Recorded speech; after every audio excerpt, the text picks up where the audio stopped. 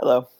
So in this video, I'm going to try to apply Confucian values to the social unrest that exists in the United States today, that is 2020, and see if Confucianism can't teach us any lessons or provide any potential solutions. So one thing you got to understand about Confucianism is that when Confucius was doing his writings in about circa 500 BCE, um, it was a time of great warfare and instability in China. And so, whereas American society may look unstable today, it's nothing compared to what Confucius was dealing with back when he was writing. And so, Confucianism can be seen in part as a solution to how to deal with a chaotic society and bring stability.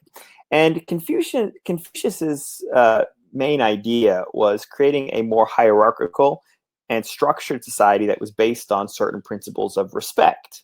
So, for example, Confucius has formulated his very famous 5 relationships.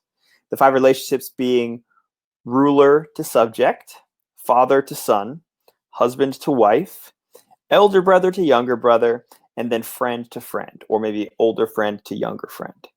And so these 5 relationships, in each of them, you have a kind of authority figure and then a disciple, you can say. And but each party in these relationships had a certain duty or responsibility.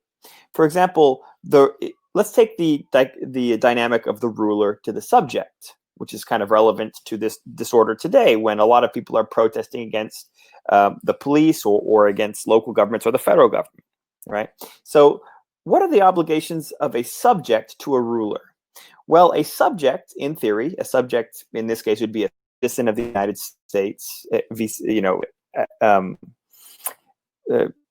corresponding to the government. The duty of the subject is to be respectful and deferential and to obey the ruler. And Confucius thought that if the subjects, the people of a country, didn't break laws, didn't talk back, instead did the best they could to obey their authorities, that society would be better. But this is not just a one-way relationship. There are also duties and obligations expected of the ruler, or in this case, whatever authority figures in the United States exist, whether it be you go all the way to the president or down to local police chiefs or whatever. The duty of the ruler, according to Confucius, is to basically guide and mentor, teach the subject, protect the subject, be as caring and responsible as possible.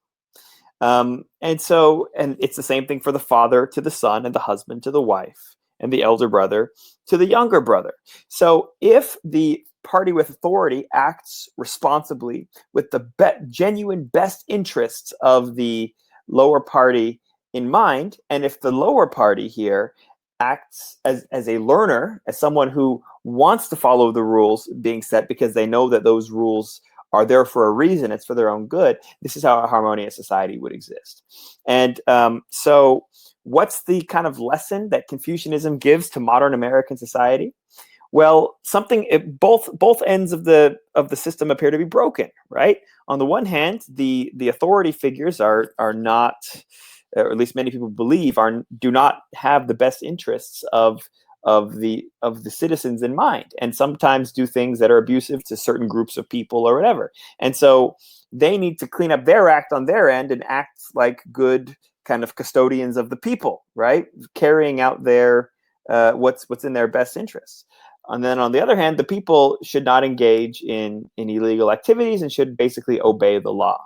So it's all about mutual respect and each person in each role doing the kind of their duty that's ascribed to them. Wouldn't that be nice, Confucius?